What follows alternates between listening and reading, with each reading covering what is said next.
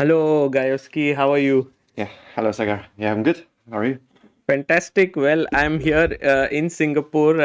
All the action is over. Almost a day has passed by. What a monumental feat for you as the head trainer, for Gukesh as the world champion, and for every Indian. I mean, we are all elated. I think I'm still slowly realizing what happened and getting getting to know the new situation and finding myself in it. Obviously, it feels amazing and yeah, I'm super happy that that guy I got to be a part of it. And yeah, he's a wonderful kid and fully deserves it. So we met at Toronto after he won it, and we did a short interview there. You spoke about how this win was actually very important for him, very big. But already, I'm sure you were thinking about the match back then. And as we got to know, a very interesting team developed. Some were already part of the team back in the candidates, some new ones. Could you take us through a bit of the process of building the team? Because I believe you must have played a key role there. Yeah, sure. So first of all, we didn't have much time to build a team because Gukesh actually got to the candidates tournament pretty late, Yes. and we thought it was a good idea to get some help in for the preparations to the tournament because okay, it's a big tournament, it's a lot of work to be done, and he was also playing tournaments in the meantime. Uh, so we thought okay. Obviously, Radek was like an easy choice for me because we've been working for so many years before, and it's like sometimes when you want a new player in the team, you know he's a good player and you know that he came up with many interesting ideas, but you don't know the way he works and you don't know how he's going to behave in a team. Whereas here, I pretty much knew everything. I knew what to expect, and so it's like it's just a value. So I knew there would be no surprises from Radek, and for that that was really nice because we could start with an easy choice. You actually worked with him in Team Vichy also, Yeah, right? we've worked even before Team Vichy. I mean, Even before. yeah, I used to be his second. He was like the Okay. first player I worked with, and then I worked for. And then it's a funny because he Vichy asked me to join the team, partially because he knew my work too. Wow. Because Because of yeah, I was Radek. helping Radek, he was helping Vichy, so Vichy also knew what to expect from me.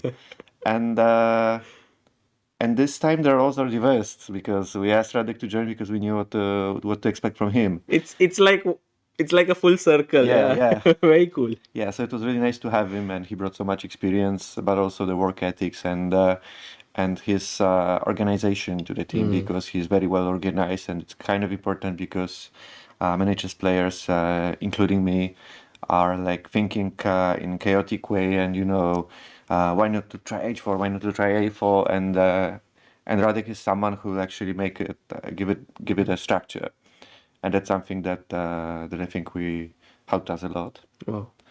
And then it was Harry, which was also a very nice choice because first of all, Harry's understanding of the game is world class level, and everybody knows it. Everybody Yes. who discusses chess with him, he understands that he just knows where to put the pieces. He has this human He has touch. this human touch, and also it's one of the areas that Gukesh still needs to work on.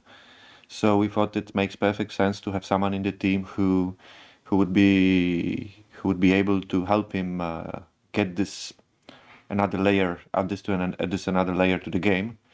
And so Harry was just perfect for that role. And also another thing, Harry was Indian, Mm. and this is also, I mean, Gook is Indian, so it makes sense for him to have Indian on the team, and especially given how many great players you have.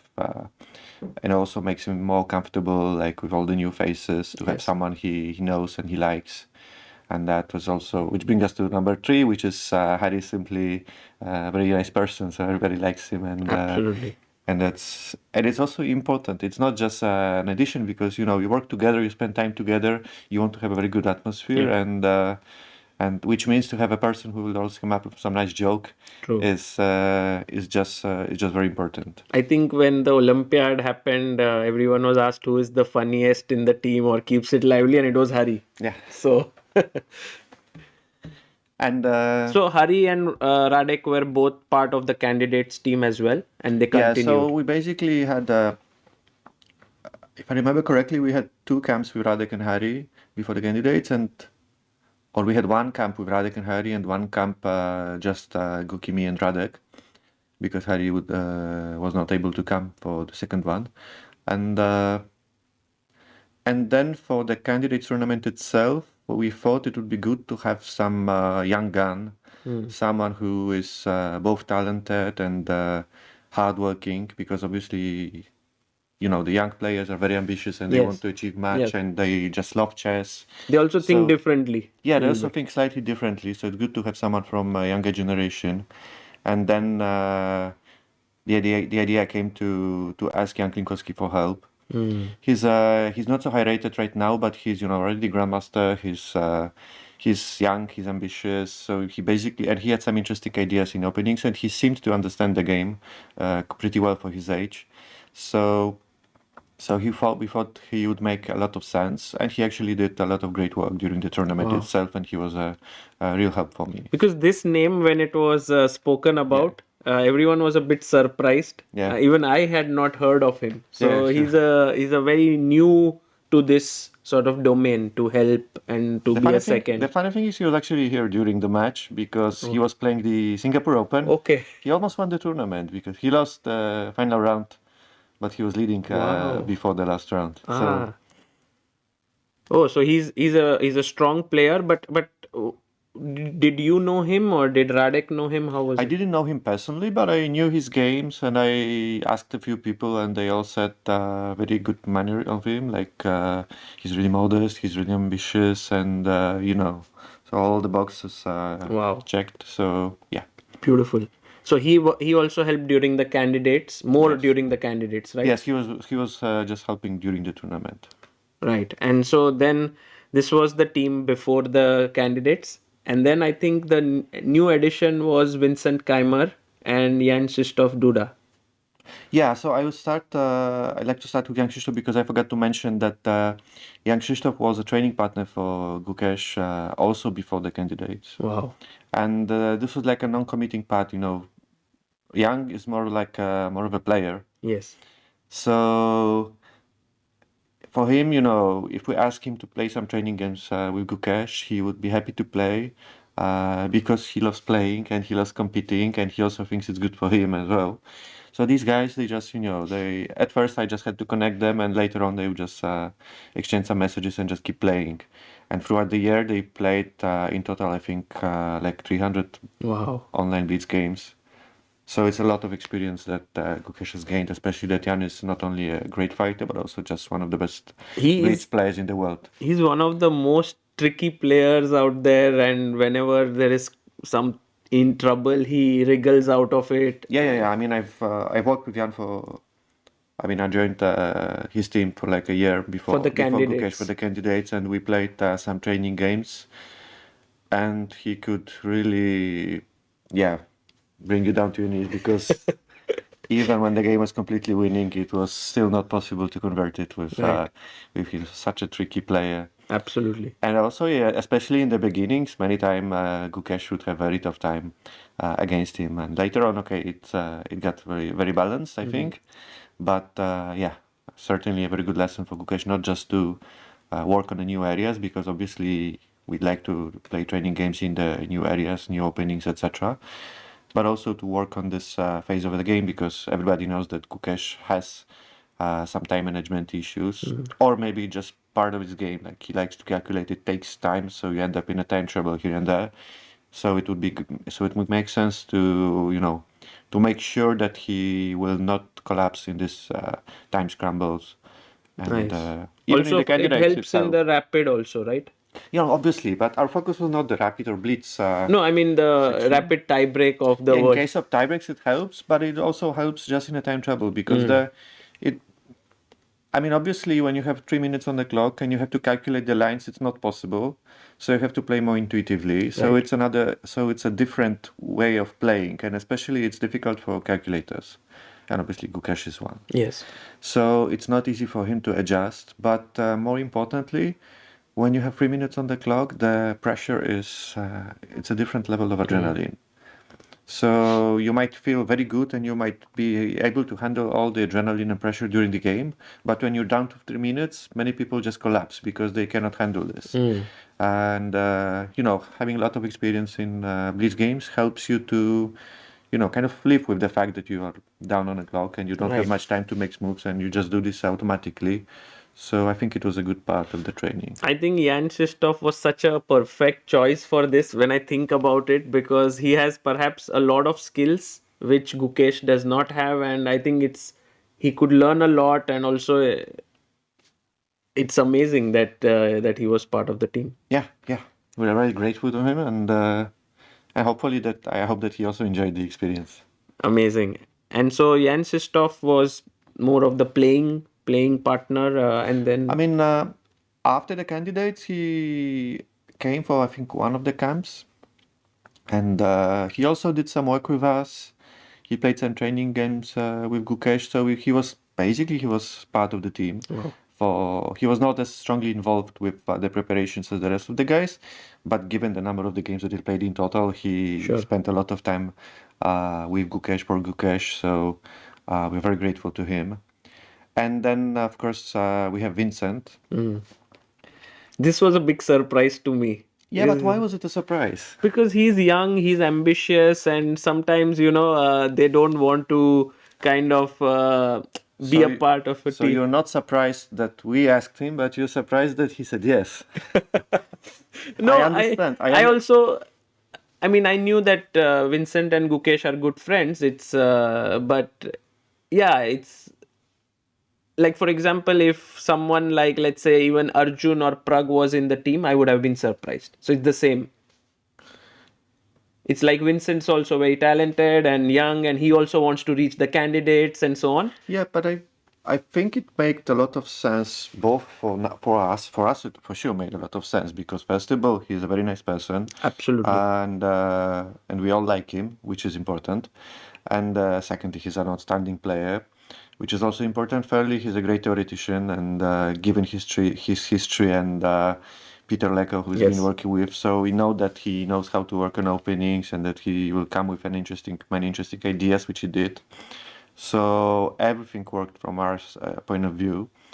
But I think also for him it was a good experience because I know that he shares the same dreams as Gukesh said, Absolutely. and so for ambitious player who wants to achieve the highest idol, it's not a bad idea to actually see this from the inside, the whole process of preparation, the whole amount of work that you have to do, Right. and and just take something for yourself, and also just learn from the way the Gukesh plays, and the Gukesh can learn from the way that Vincent plays. So I think it's all for the benefit of all of us. It makes complete sense. I agree that both must have gained from this Yeah, experience. yeah, So actually you were able to I think this is the entire team, right? yes. And of course there was the mental trainer Paddy, and Vishy was always some sort of a mentor, or you can always go to him if needed. Well, Vichy is, I mean, I cannot thank him enough because none of this would have happened without him, given how much help he personally gave to Gukesh, and not just Gukesh but also the other Indian talents. And it's not just that he managed to find a way how to create this whole academy and get help from Sandeep, and he was also personally involved. He was actually doing the lessons himself and spent time himself, and everything he was doing just to help boost those Indian talents, and that's kind of amazing on his side. So we are grateful for the opportunities he gave us because none of this would happen without him. Uh, he was not involved personally in the preparations, although although they did spend some time with Gukesh for sure. So kind of we could say he was like not officially, but Right. whatever he could do to help, he did. And we also consulted him when we had one of the training camps, the final training camps we had in Chennai. So we invited him just to come and see some of the ideas and discuss some chess together. Wow. So that was really nice. And so Bishi, once again, thank you if you're listening. Yeah. And then of course there was Paddy, Mhm. who is obviously not a chess player, so he was kind of like in the team, but you know a bit on the side because he did not really talk together much. He was mostly talking to Gukesh, but I talked to Gukesh many times about Paddy and what Paddy said and what is his insight. And from the things that I heard about Paddy and from the way Gukesh reacted to those words and from everything how it worked, it was obvious that the man has a very positive influence on Wow. Gukesh, and that's very important because from the very beginning we knew that this mental side of the game is super important, especially for such a young player as Gukesh, because you know the in young age the confidence is very fragile. You win a game, you feel like the best player in the world. You lose a game, you feel like the worst player of the world because you don't have a very long history of achievements. So it's very easy to damage this confidence. Just one mistake is enough Right. to make you feel like you don't belong here. And it happened in game one. So, Yeah, this one mistake happened in game one, and luckily it didn't have such effect on Gukesh. Actually, it didn't have almost any effect on Gukesh. So this is all thanks to Paddy and this mental work that he did together. So yeah, I really like the emphasis that you placed on having a set of good people with the right kind of not just chess vibe but the right kind of attitude. And I also feel like when, let's say, I'm trying to build a team at, say, ChessBase India or something, I want the right minded people to work together because you need teamwork. And I think it's a similar thing here. Is you are maybe the person who's in charge of it, you want to get everyone together and have this very positive attitude. Otherwise there can be a lot of fights or ego clashes that can happen. yeah, especially that by definition, chess players are people with egos. Right. It's uh, it's not that we're you know selfish or that we think we're better than others, but having an ego is like you need one Right. because you're competing with others and you want to prove that you're better than them and they want to prove that they're better than you. So these ego clashes are like something common. Yeah, but at the same time, in the team, you don't want any of that, and you just want everybody should understand that it's kind of a game of chess itself, and we're all just the pieces in a bigger game. So yeah, that's how Wow, it is. brilliant. And when I spoke with Peter Heine Nielsen after Magnus won in 2021, he mentioned that he was the only one in Dubai, and the rest of the team was in Thailand. And that worked really well because when he played, they would sleep, and when they would wake up, Magnus was sleeping, and so on. And I think here you had a similar setup. You were here, the rest of the team was in Spain. Although the time zone, when I thought about it, was not like when Gukesh was playing, they could sleep and so on. It was not that huge of a difference. But it was huge enough. So 7 hours is was actually quite convenient because when they finished their work, I was waking up, more or less. So I had time. So I had time to go through the work and also to discuss a few things because there was someone that would always be there and make some changes if necessary. And then once the game started, they would wake up so we could discuss the next one. So 7 hours, I think, okay, we can argue whether it's ideal. Maybe 10 would be better, but it's good enough, definitely. And also Spain is a perfect place to spend time in November, December, because instead of, experiencing a typical Central European weather, snow, rain, snow, rain, snow, rain, and you can experience sun and plus 20, which is kind of perfect. Amazing, amazing.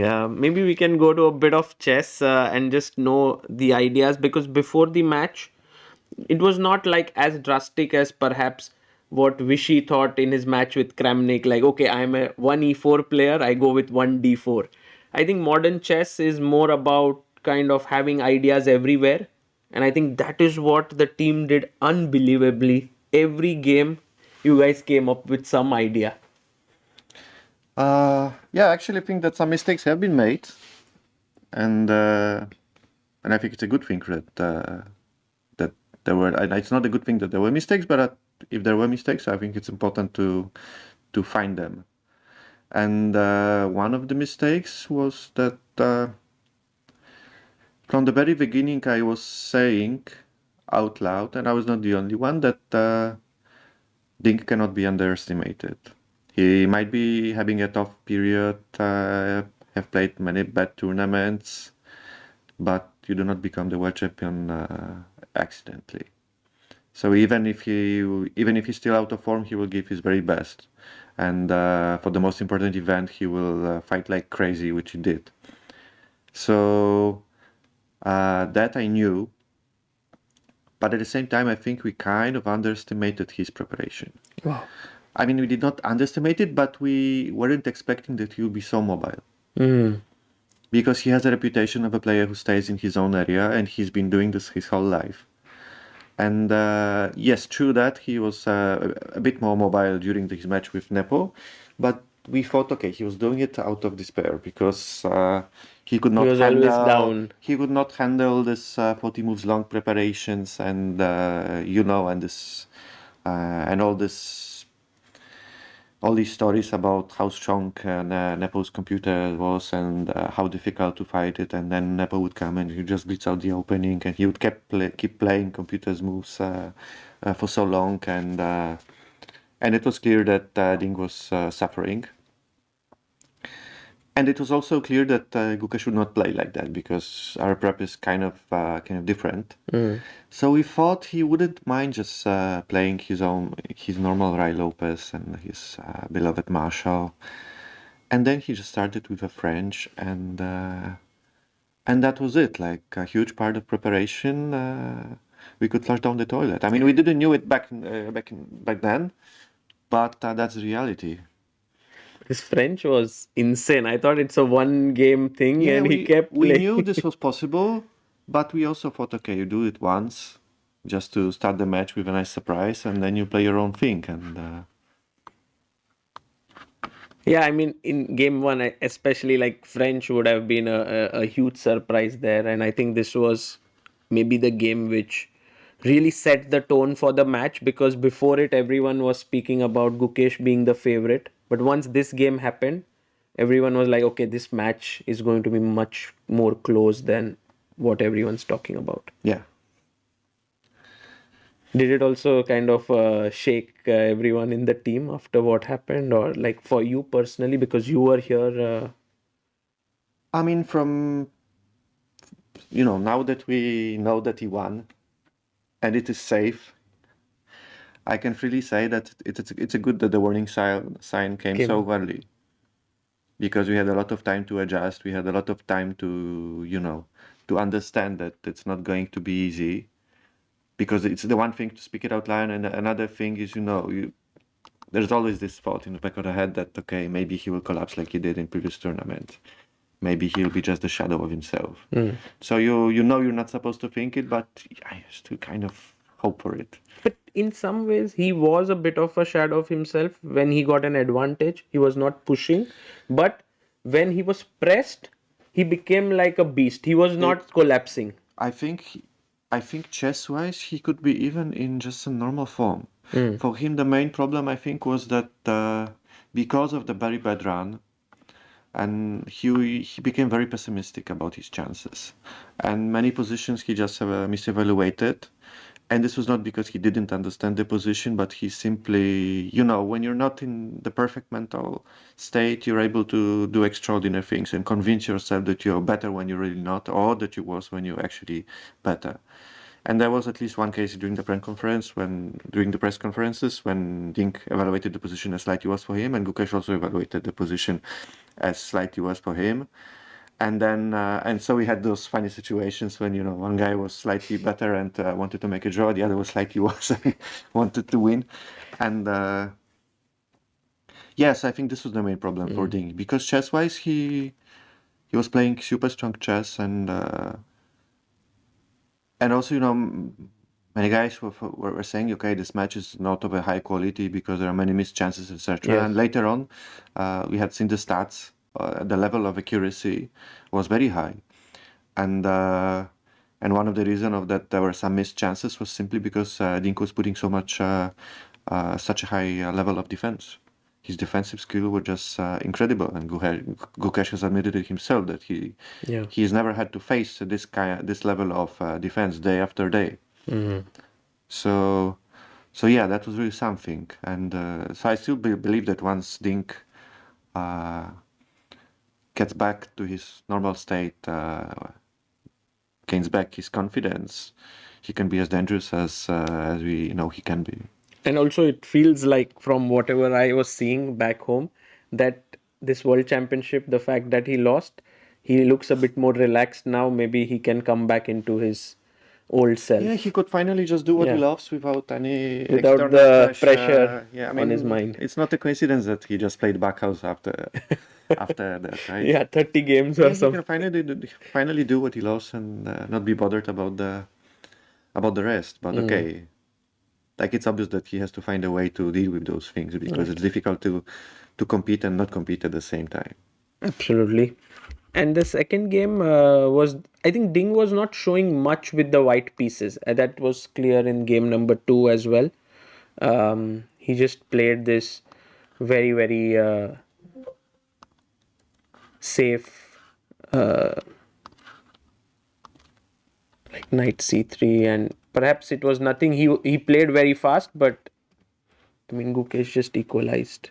But I would not fully agree. In a sense, it's a very quiet line. It's a very safe line for white, but at the same time, the idea that he played was quite unpleasant to face over the board. And we could say that the position was just equal, but at the same time, we could say that the position was just slightly better for white because the pawn structure favors white slightly. And if their approach to Gukesh was like, okay, he is a very good calculator, he is a very good aggressive player, but maybe he doesn't feel the nuances so well and he gets slightly irritated in those boring positions, which he did just before the match by losing a stupid game to Andreikin Yes. in the European Club Cup, where, there was just a spite position and it was clear that Gukesh was just annoyed that his opponent does that with white pieces. And so their approach was just to get something quiet, something ideally boring, and hoping that, the Dink would feel the nuances more than Gukesh. It made perfect sense. Uh, Obviously, Gukesh did not get annoyed or anything like that because it's the World Championship match, so you're not allowed to get annoyed by your opponent's choice. You just do your best. And so he kind of defended well in this game and he solved all his problems. And also, one thing, it's not fully Dink's chess to do these kind of quiet, boring things. Because if you face Magnus and Magnus does that, then you say, oh, it's typical Magnus, what an irritating preparation, and you can easily get into troubles. And he also likes to press there. Yeah. So their approach was like reasonable in a sense. It could be unpleasant for Gukesh, but I think at the same time it was kind of unpleasant for Dink. Right. The same story happened a couple of days later, 2 days later, like 2 or 3 days later, when we tried this exchange French against Dink. It's kind of the same, just reversed colors. Yeah, this was a very interesting choice. I mean, you brought this up. This was game number five, and Gukesh played e4. I So, think at some level you would also think, no, that he might not go back to French. It was just a one game thing. so the first thing is like, okay, we showed some tricks in d4, and we thought, okay, we want to come back to e4. We don't know whether this was a one-time thing or not. At the same time, Gukesh lost the first game badly. And the French, you can come up with all kinds of improvements, and it's not a very difficult thing to find a playable novelty in French with white. So the theory is not a problem here. The structure is. because you don't face this structure often. You don't face this structure in other openings. Like say, you can easily start playing the Rai Lopez with black pieces because you have some experience in the King's and the defense. And surprisingly often these structures are Similar. similar to each other. Or, just stop playing the Rai Lopez and start playing the Naidov. There is so much resemblance. And nothing reminds the French. The French Mm. is just the French. It's different. And for Gukesh, who historically has been mainly a D4 player, uh, it's just a difficult experience to face this French against a very strong opponent who obviously feels the French. Mm. So we're not afraid that he would counter surprise us in the opening or out prepare us, anything like that. We knew that we had ideas and we could just challenge the French. But the thing that this is such a tricky structure, and he's already lost badly the first game, it's just a scary area to enter. So do we actually need this kind of pressure, whether we don't really know if he's going to play the opening at all, right? At the same time, we thought it makes sense to aim for a long game, Mm. to play the long game and just to play for exhaustion, because we knew that the physical advantage was on Gukesh's side, Right. and it made sense to play every game for as long as possible, which is, by the way, the main reason why he kept playing every game, apart from the fact that that being super ambitious is like his part of his DNA. Uh, so so we thought, okay, if he does the French, we have some small ideas in the exchange, and then we can play this long game and just play this forever.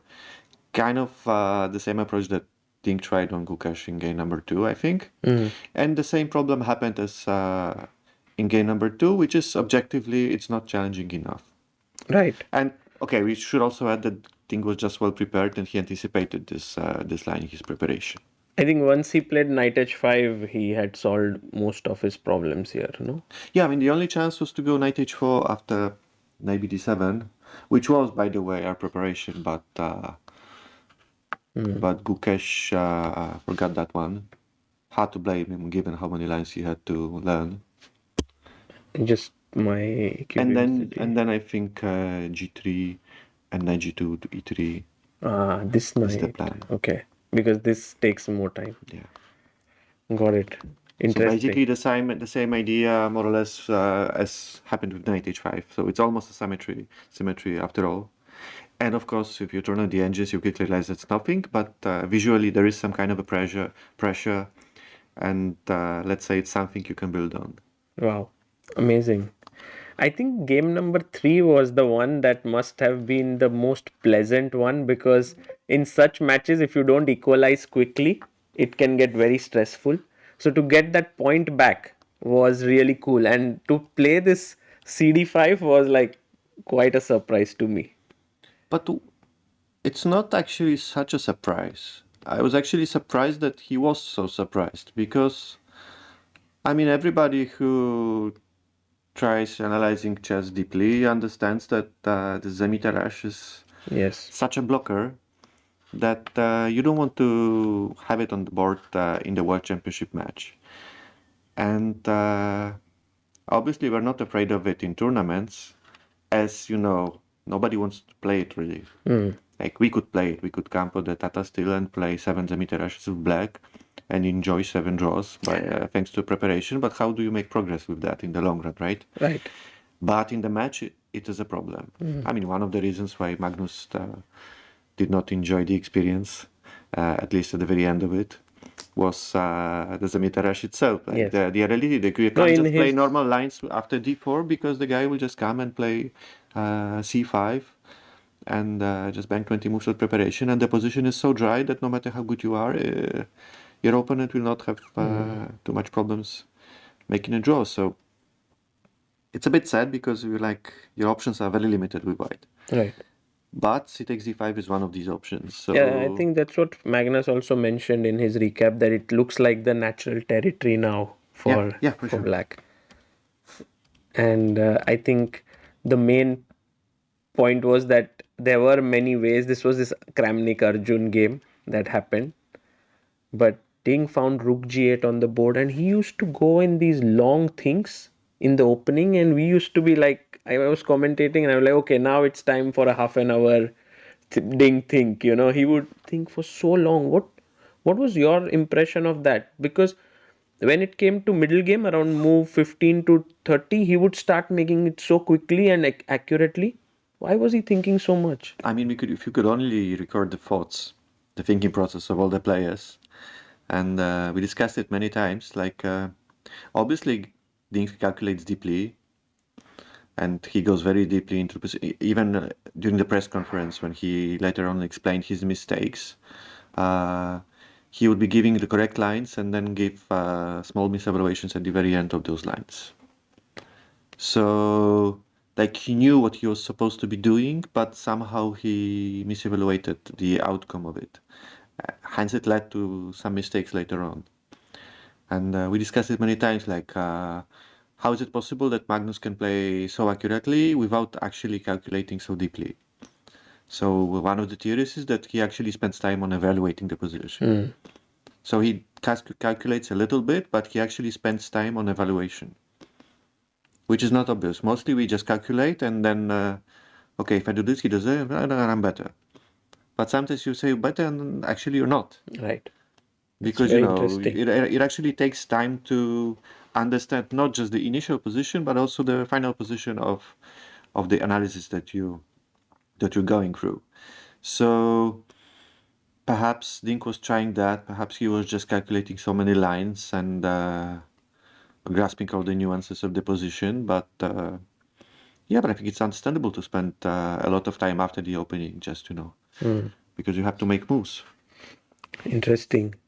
And I think game number 4 was nothing much. It was very quick draw. This bishop a3 was perhaps a small idea, but Gukesh, I think, was even pretty decently prepared there. He knew this. I think there was a Anish Giri game here, and he just equalized quite well. I think this was a very nice game. Yeah. Actually, some of the lines he not only he grasped the nuances of the position, but he actually went deep with some explanations why 95 was more accurate than rook e8 or queen e7. So he actually knew all the things about. Wow. So actually, yeah, he solved that one pretty well. And then when we went into game 6, came I think Ding's weapon, which also was game 6 in his match with Nepo. He was like, let me go for the London system. And Gukesh's response to London was the same, like bishop d6. It's not very ambitious way to play, like with queen b6 lines and stuff, but very solid. I don't really know what we are going to play, right? Yeah, I mean, it's solid mostly, but yeah, there is a charm to it, especially if white gets ambitious. It could backfire potentially. So,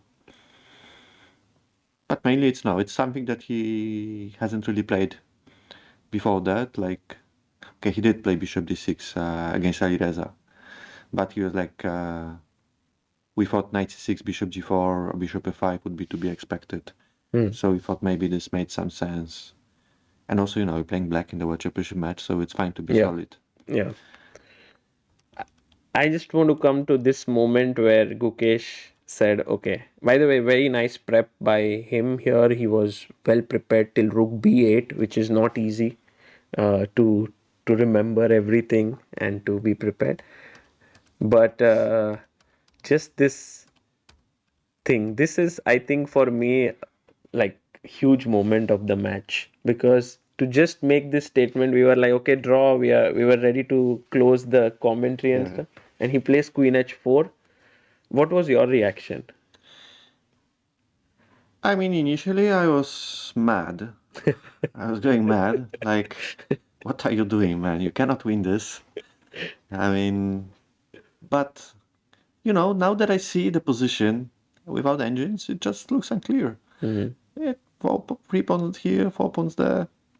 Okay, I mean, for practical point of view, the evaluation is not that important. I mean, obviously white should be safe here.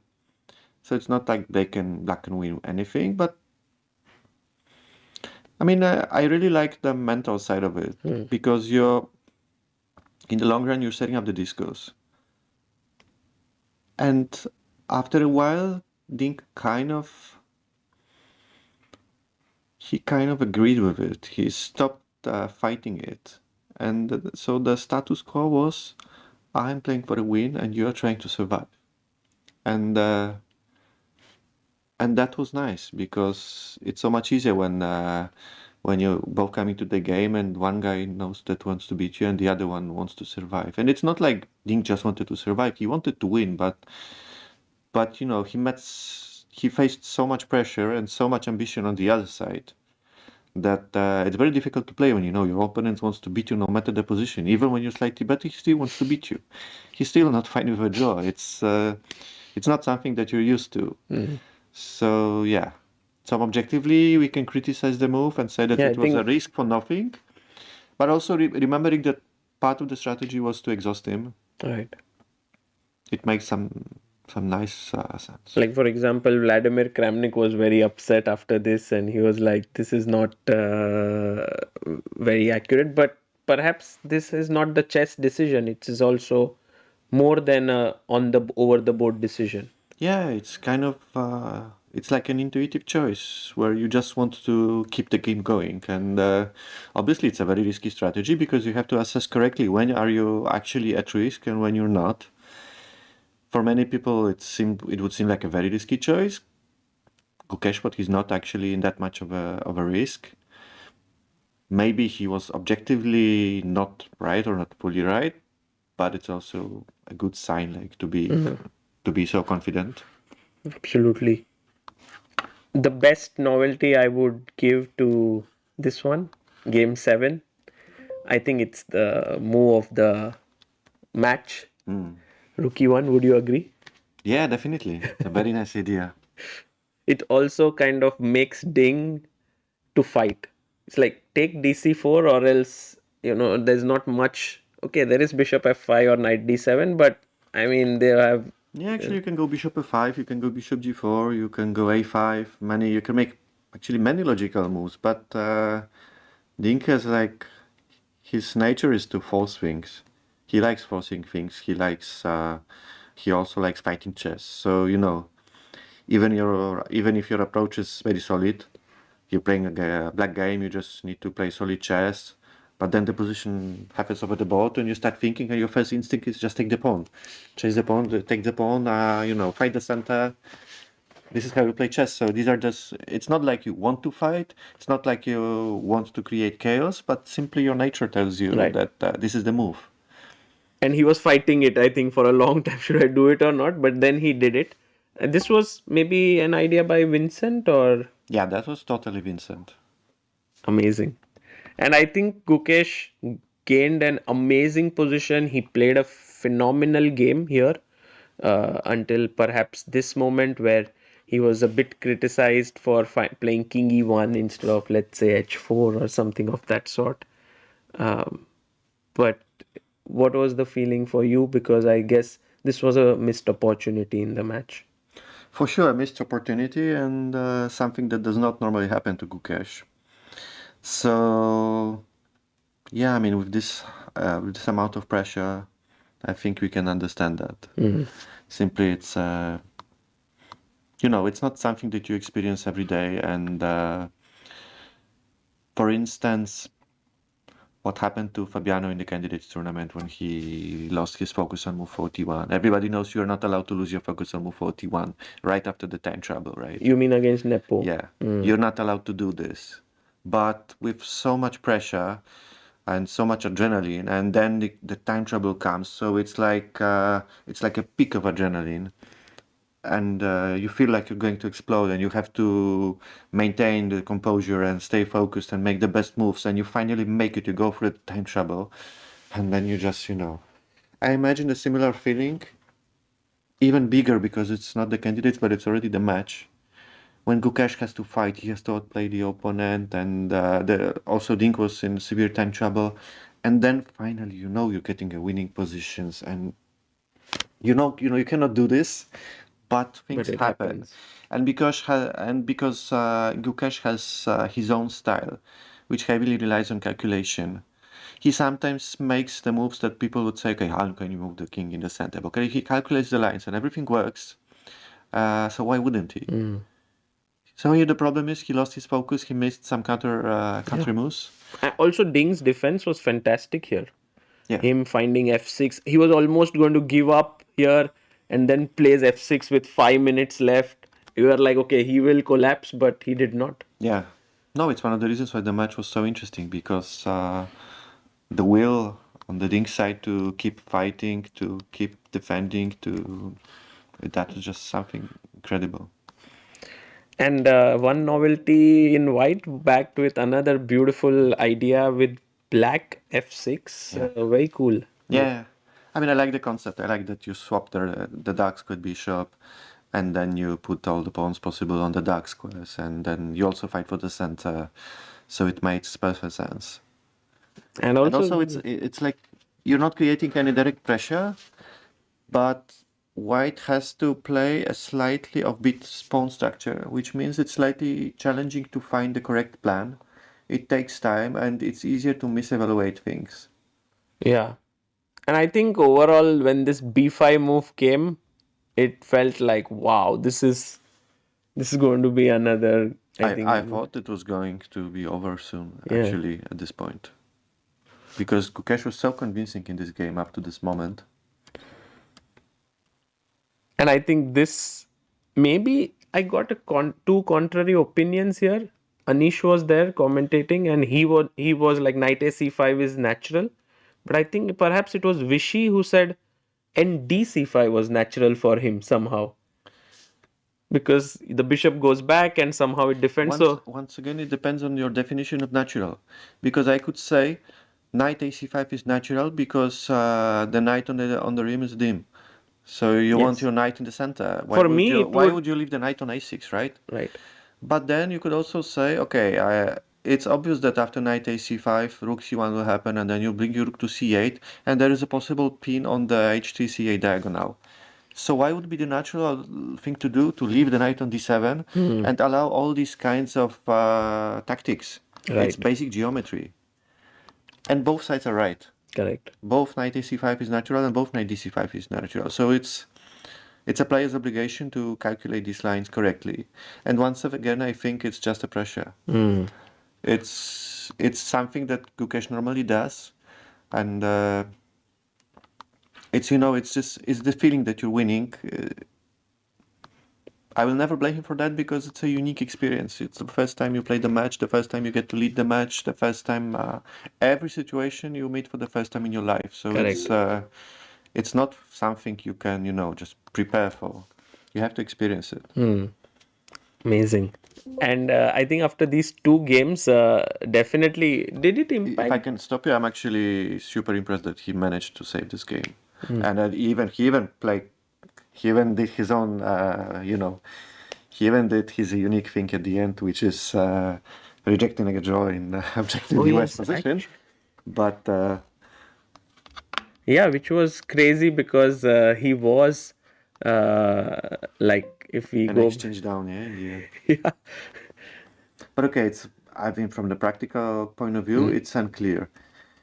We could argue that okay, you shouldn't be at much risk with black, but actually, unless white blunders, he is at no risk at all. I was thinking he will even continue here. Maybe something like bishop g6 or something was playable, but it was maybe Yeah, even for Gukesh, it was like okay, but he made him play for one more hour, yeah, so. yeah, makes a lot of But he sense. was very close to losing this one, and he managed to pull himself together at some Did point. Gukesh ever, after like these two games, feel low, or you interacting, or was he always like, I always see him as so optimistic even in press conference.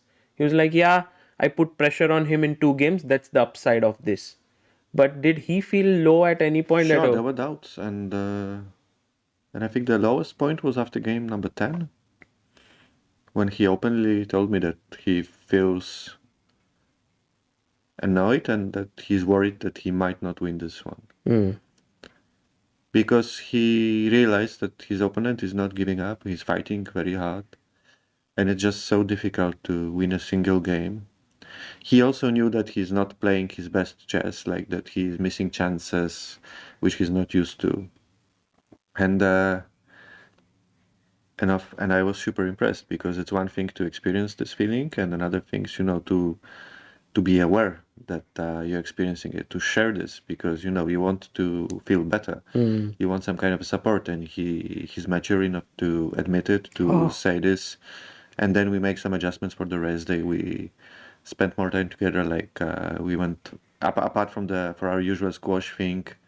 We went to the beach. We did a zip thing together, which was a lot of fun. We basically made sure that they had a lot of fun during this day, man, which allowed his mind to relax and somehow forget about the match for a Mm. couple of hours because it just takes too much energy to think about the games all the time, to think about the not just during the games but between the games. It's just it's killing you in the long run. You need some time to reset, to refocus, and I think that helped him a lot.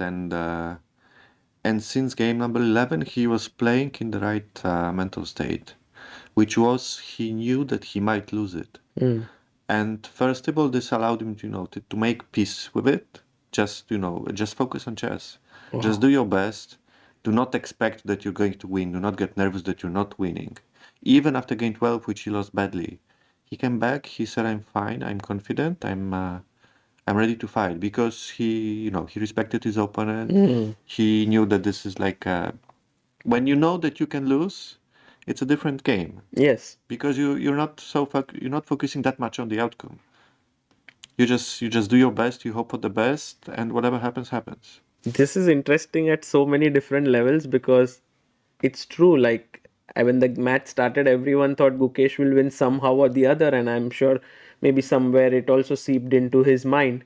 But after 10 games, to feel it, to share it, at the same time, having that comfort in the team to share. Because when you say this, you can also be worried, oh, everyone's been working for so long. If I say this, what will they think? I should be Yeah, strong.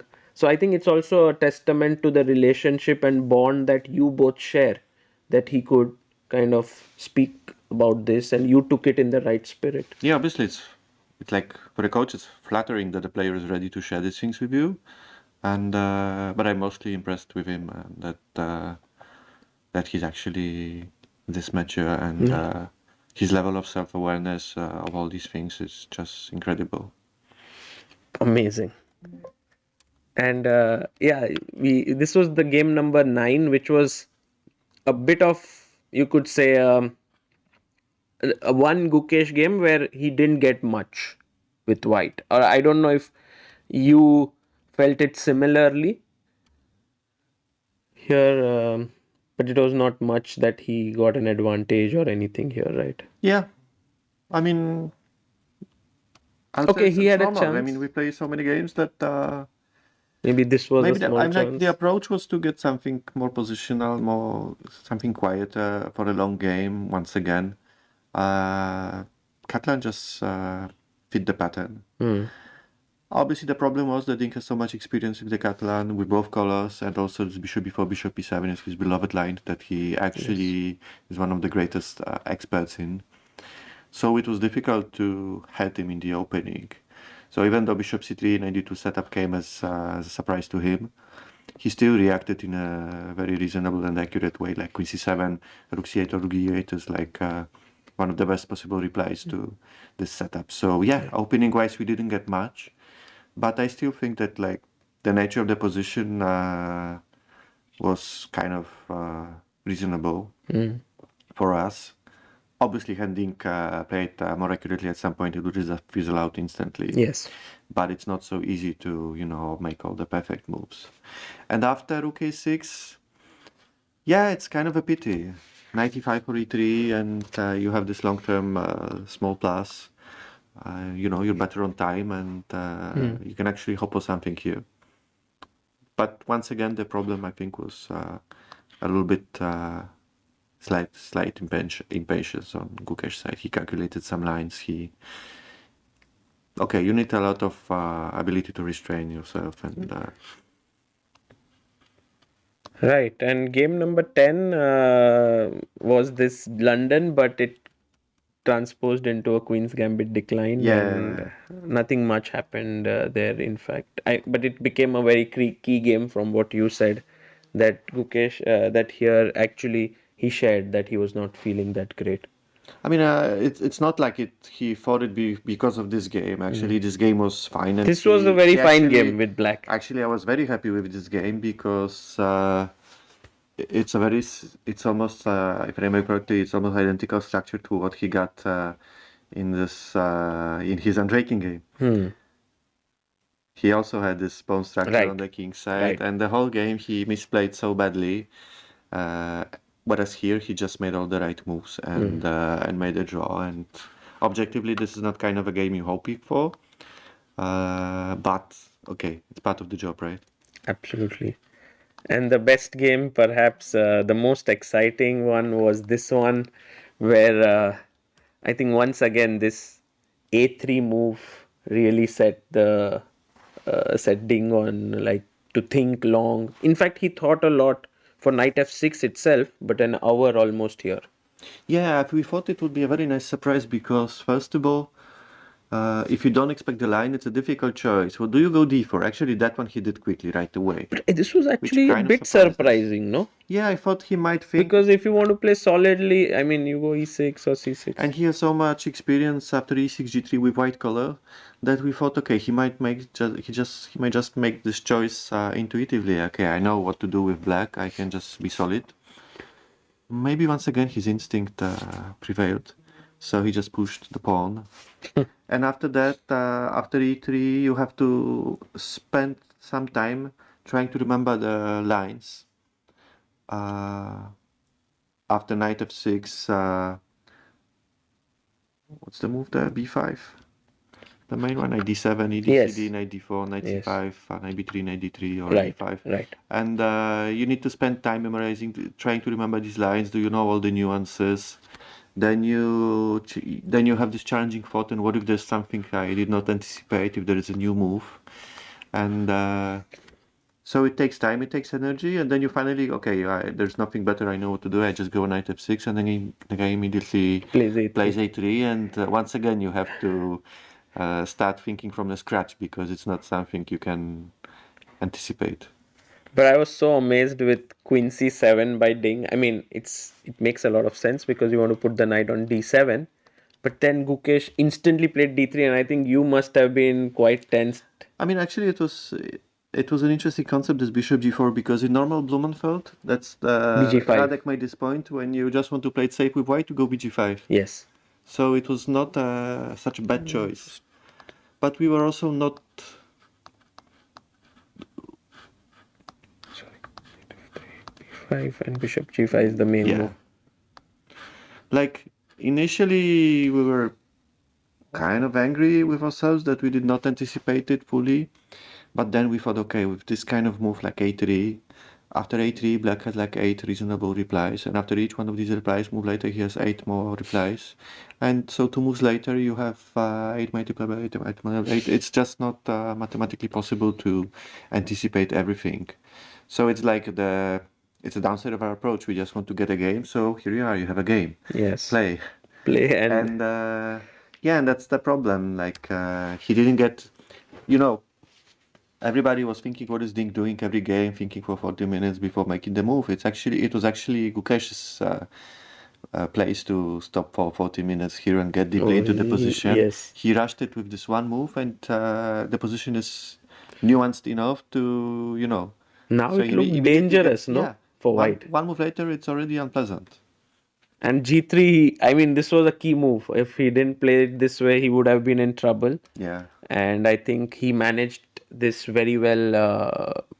Okay, Rook D1, perhaps not the most accurate move. but just a human move, It's a right? human move, and Ding faltered with G6. If he had played E6, perhaps we never know what could have happened here. Yeah, luckily And we won't have to. and I think Gukesh's move that drew a lot of praise, at least I loved it, was this move knight a1, which I think made Ding stop instead of rook db1, just knight a1, and he spent 7 out of his 14 or some few minutes he had left. He spent a lot of time. Yeah, it's a very nice idea, and it kind of sums up really nicely the way Gukesh plays because he does not always make objectively best choices, but his choices are always challenging to the opponent. So his opponents have to solve and face challenges one after another, which is like, we are human. Sooner or later, the challenge comes and we fail to solve it, and that's how he beats you. Right, absolutely. And after Queen C6, we saw Gukesh doing his, Yeah. which he did with Wei, and you knew that it meant a lot for him, this win. But Ding instantly struck back, and I think here the opening went a bit wrong, and it, many people were very critical of what Gukesh was actually doing here by playing e5 very concretely, but then suddenly playing it not very concretely with h6. Okay, h6 was not very accurate, but it was in general part of the plan to cover the square because then you can always go bishop e6 without worrying. And obviously, you can also go bishop e6, knight g5, then you have bishop g4. So maybe just wait for h3 first, but it's not like a bad or unreasonable move. I think the first and the main problem came a bit later, like here, because black's position is actually fairly okay. I mean, you just have to move the queen to d7, bring the rooks to the center, and white has a weakness on d3, black has a weakness on e5. There is a d5 square, there is a d4 square. Maybe it's a bit easier to play with white, but I don't see much of a problem with black. But I think the main problem is it's not a very usual structure. It's a bit different. If you don't spend enough time here with black, you might feel uncomfortable. And also for Gukesh, the problem was like initial thing that you like when I see this, what I want to do is to go knight d7, bishop c5, swap the dark squared bishops, and ideally, take away the black squared bishop for a moment, bring the knight to e6, then go knight d4, then put the bishop back on e6, and then I love black's position. But actually, it's not what you want to achieve. It's something you can never achieve in this position.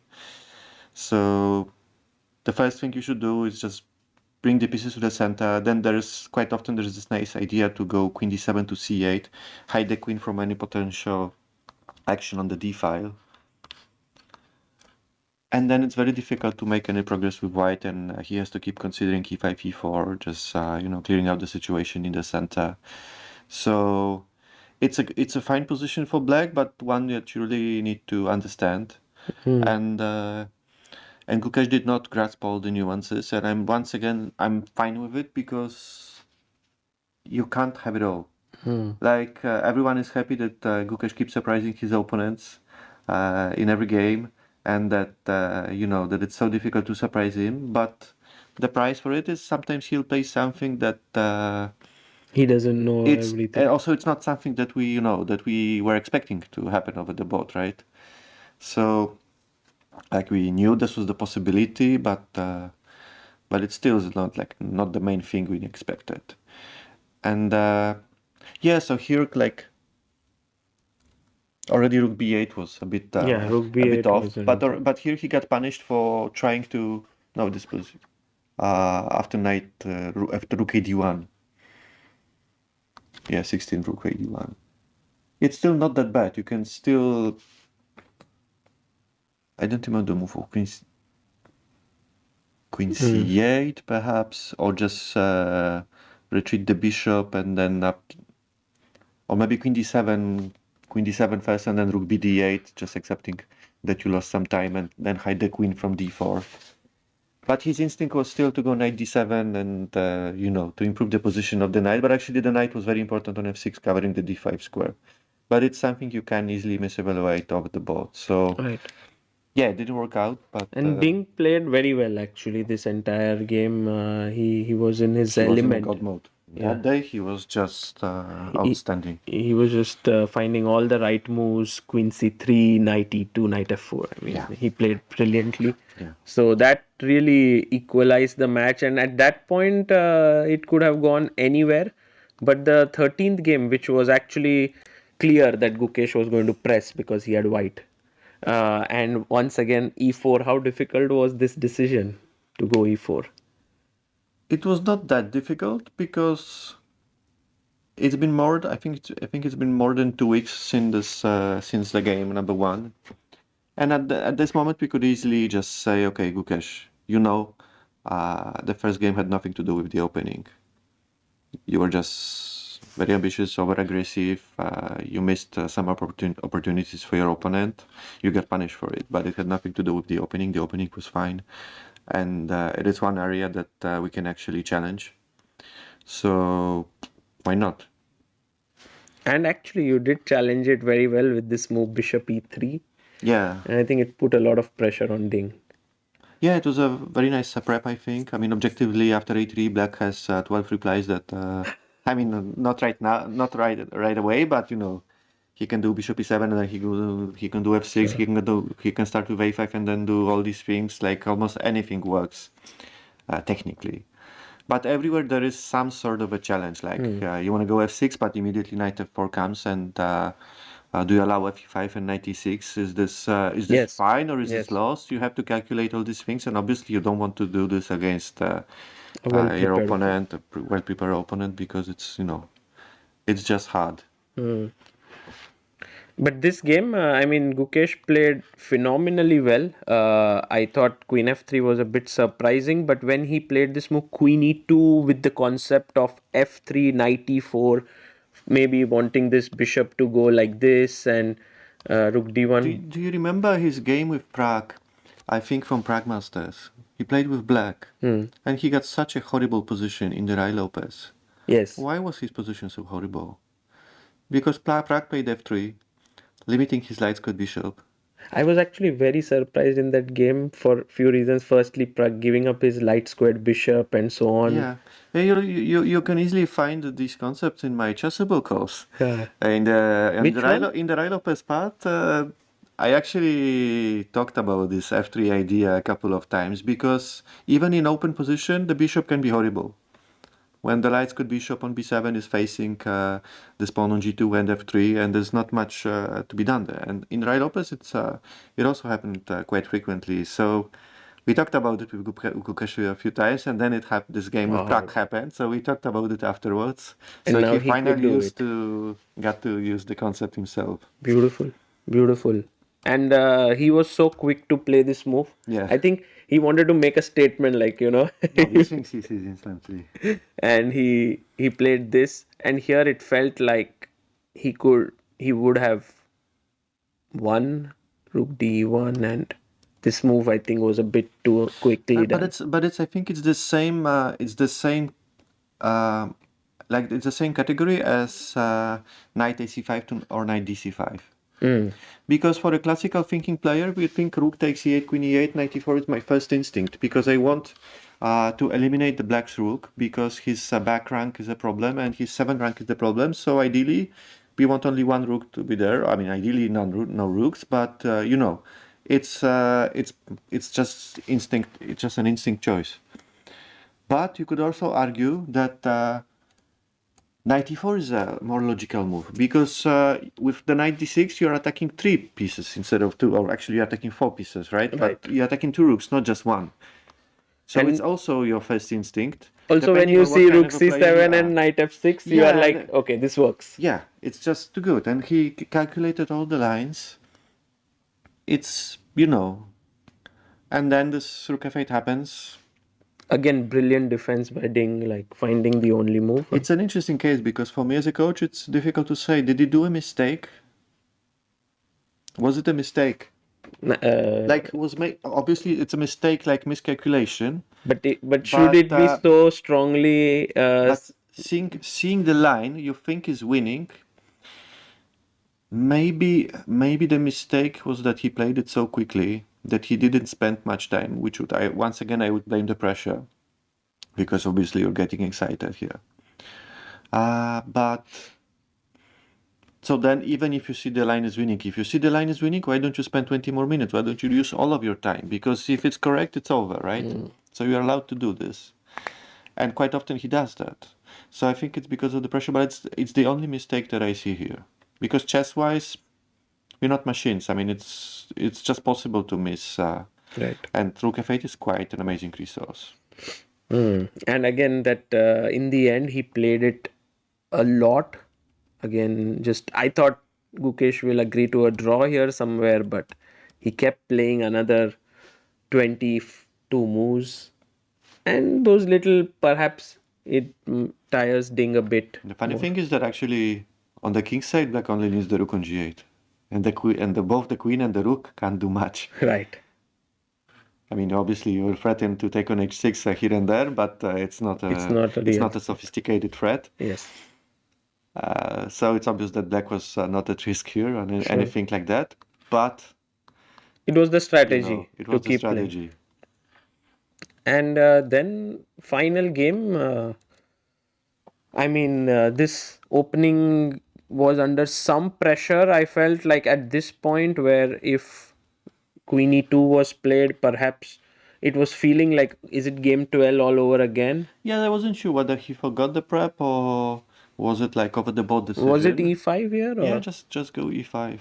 Yeah. I mean, of course, human wise, like it just looks a bit better for white. Yes. But actually, you take on d4, you just go bishop e6, queen I d7. was so surprised when I was like, this is No, you actually just better for black slightly. And I is was it? like, yes, bishop f5 and black is slightly better because of queen d7 I thought and just bishop e6 is good enough. Maybe bishop f5 is also about okay. Here you can always go bishop d5, but you can always go bishop e6 back.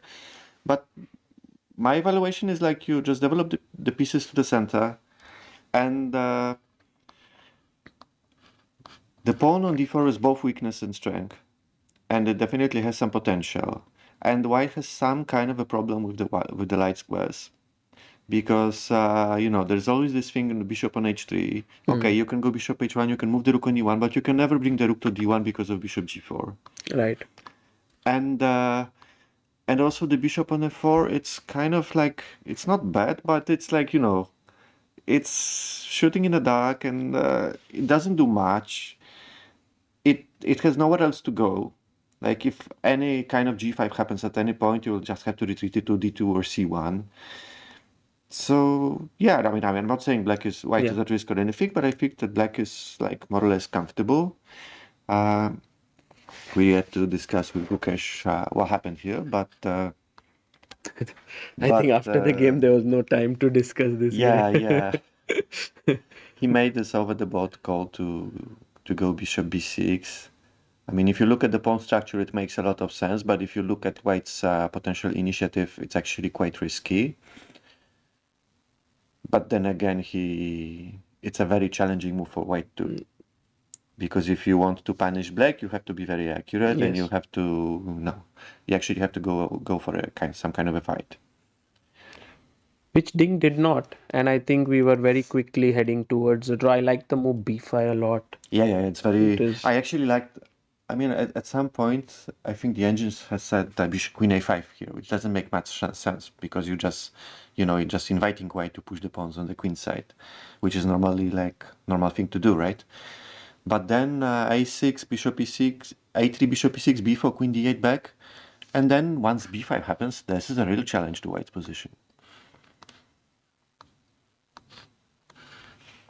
So you see, because knight d5, b5, and this time it's actually Because you feel like white center might just collapse. very interesting. So it's a very interesting concept strategically. It's it's very easy to miscalculate something and misevaluate it.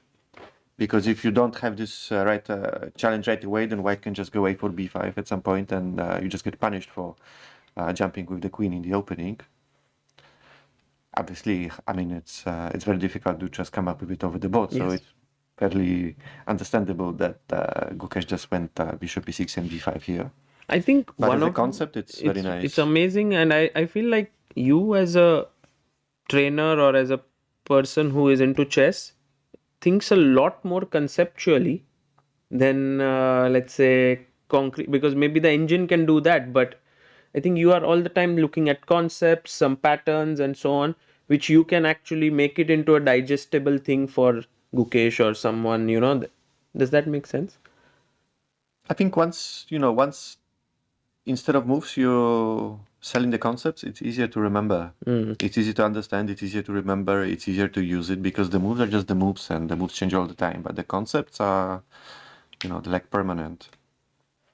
Very amazing. And so here again, I I think everyone felt that this will end in a draw. Maybe you also felt it. You were ready for a tie break. Yeah, I was already started preparing. But one thing I would not, I wanted to notice, Dink lost this game, at least partially, and because of that, the whole match. Like, I mean, at least partially, the strategy paid off, right? We wanted to exhaust him, and he got Yes, exhausted, and he that blundered in worked. the end. But Perfect. also, uh, I mean, the thing that we kept saying in our conversation with Gukesh, just go there and play chess. Make Mm, your best moves. Don't think about anything.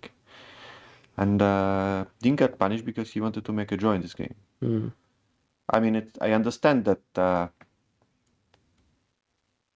it's you should not be playing for a win this position with white, but you should not be playing it for a draw. You Not to should play just A4, you should just make the best moves. right? Okay, if you see there's a way to nail it, you can nail it. But if there's no way to nail it, you just make the best moves. And maybe even A4 was not a bad strategy, but I mean the mindset was Mm, problematic. Like he was actually, you know, he the real problem was knight f4 mm, because it's not the move is not bad itself, but it already sends a message.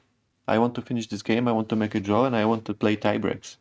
And you're telling this to the guy who has already told you so many times, not that fast. No, no, no. We're going to play. And as I said, the discourse was already mm. set up. I So thought that Gukesh might change this approach of his, at least for the last game, not to fight till the end, because, you know, it's so important, this game. yeah, It can make or break. But he kept his actually, strategy. okay. In this case, he was not taking any risk, Right. so he was allowed to do that.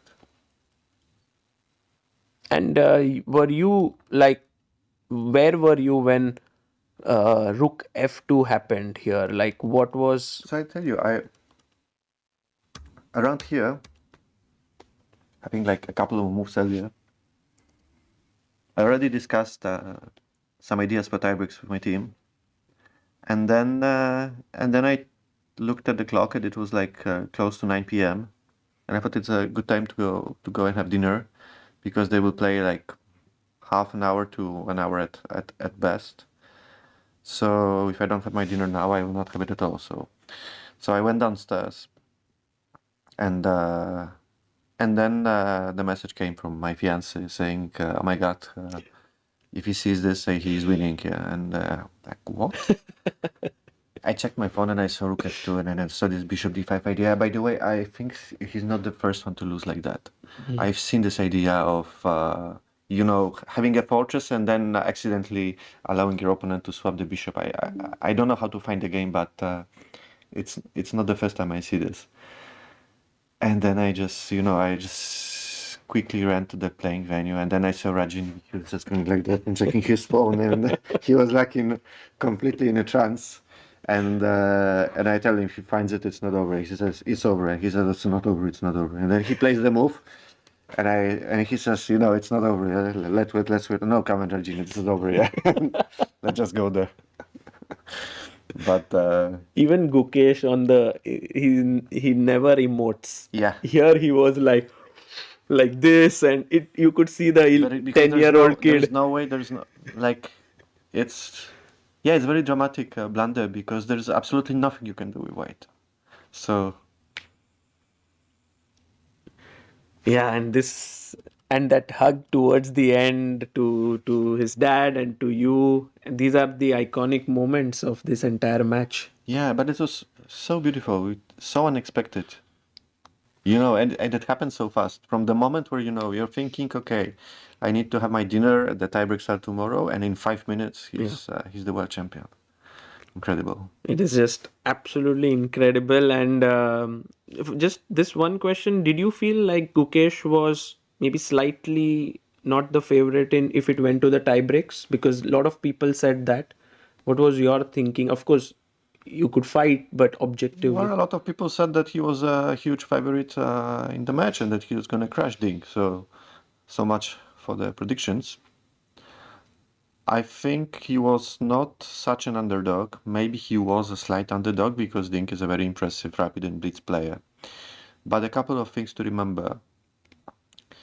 Gukesh is mainly classical player, which means that when he comes for rapid and blitz tournaments, sometimes the struggle for him is to find the right amount of motivation. That would not be an issue here. Mm. Which that also explains why he's doing so much better in tiebreaks in general. He was in every single tiebreak that he played in Norwich as let's say last year. He was a very tough opponent. I think he Yeah. only lost to Magnus, and even in that game, he actually put a lot of pressure to him. So, and he won a tiebreak against Fabiano and some other tiebreaks as well. I think he won. So maybe he only lost to Magnus in tiebreaks. So he was actually a very strong opponent for even in this kind of time control. And finally, he did play 300 or more online blitz training games With throughout the year. So I think it would actually make a difference. amazing. And Gukesh winning this title at 18, I just can't wrap my mind around it when I think it this way. If you know Gukesh long enough, you know that okay, he's improving all the time. But to achieve the world championship title at 18 is insane. And I think even when you began working with him when he was around 2600 or so, 2650 perhaps, No, no, we or 20, our first tournament together was Tata Steel 2023, and then I think already then he was 27 plus. right. So, but you would not have imagined that we world title so soon. I mean, Yeah, I mean I remember one of the conversations that we had. I think after Norway Chess, and he said that he wanted to be in the top 10 till the end of the year, something like that. And I told him, focus on the process and don't make it all about breaking the records because, self-improvement is the most important part and all these things. And he said, yeah, yeah. And then he became top 10 player within the next 2 months. I was like, okay. but I faced it like in 2017 when this interview of this young kid, he says, I want to become the youngest world Yeah. champion. And I'm like, okay, I cannot pay attention to because so many kids say it. But perhaps he believed it back then as well. No, no, I mean, you can't be more greedier than that, yeah? It's like not enough to be the world champion, you just have to be the youngest world champion. And yeah, it's incredible. But I mean, it's one thing to have dreams, and the other thing to be ready to fully commit to fulfill those dreams, and Mm. that's the amazing part. The commitment that he showed throughout the approach to this match was great. Yeah, throughout the match, throughout the whole period of 6 preparations, months or so, yeah. Like, and not just his commitment. I mean, it's because it's a good moment to mention his parents. Like, I mean, his mom is obviously a huge support, but Rajinikanth, I witnessed him so many times. Like, to to be able to do so much good for your kid and at the same time to remain invisible almost for most of the time. It's like a rare skill, like and also a huge sacrifice, of course, but a very hard job. And yeah, so he's like the number one player in the team. yeah, yeah. He told me that everyone had tears in their eyes. I think Gukesh also made me cry, but I was very strong, you Yeah. know. He was very, very strong there. But do you think that achieving so many things so quickly, 18, I felt like, oh, is it like come too quickly? But Gukesh at after winning the title says, I want to play a lot. I want to give my best. I want to keep improving. And it showed like this is not the end of the road or anything of that sort. Yeah, I hope it's just the beginning of the road because there are many more targets and many more challenges to come. And it's only the first match, and the next challenges aren't going to be any easier. I mean, you want to challenge Magnus on the throne of the rating list. You want to resist the challenges from other young players because when I think about the next opponent, who will that be? I mean, there are no easy names Mhm. on the list. Anyone is going to be very It could be difficult. like Fabi or Hikaru, who are like the previous generation, but it could also be Arjun, Arjun, Alireza, I mean, these are all Nodirbek. outstanding, not but they're all outstanding and very ambitious players. So yeah, looking forward to those. And you as a trainer, if you had one next goal for Gukesh, what would that be? Ideally, ideally no goals in terms of in terms of ratings or whatever. But yeah, we'll try to do some changes in terms of maybe preparation, maybe in terms of the way he plays, maybe finding his mostly allow him to find himself in this new situation. Because at first he had to adjust to the very high level of his opponents, and everybody wanted to beat him, and they beat him. Then he had to adjust to the thought that he actually has to start fighting to beat them because he was very strong chess wise, but these are all big names and you have to fight them. Then he had to adjust to the situation that not everybody wanted to beat him because they respected him so much that actually they started playing very solid chess against him. And now he's a world champion, so it's going to be even different. Mm. So he'll have to use it as to his advantage. Very Just interesting. just the idea Like that how he's a champ. Magnus does many times. Exactly. Exactly. Magnus has scored so many wins just based on the fact that he's Magnus. Mm.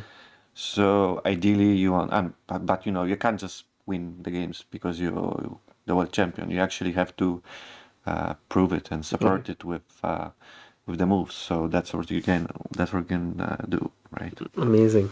And Gregors, you have done so much for Gukesh. He considers you like one of the, not just his second or his coach, but a very close friend. And would you say this is like the high point of your training career? I'm sure you also will achieve so much more in the years to come, but But does this it's feel definitely the highest. Like I mean, my dreams came true as well, right? I mean, what better could be for a chess coach than to have this kind of a student, and then actually, to be there with him and see him achieving all this. It's yeah, just an amazing experience. tremendous? And thank you so much for doing everything. I think Indian chess will witness a huge boom. I could already feel it back home, could sense it in everything. And perhaps it's, as you said, it's the beginning of a new era of chess. Yeah, So hopefully. thank you. Yeah, thank you so much.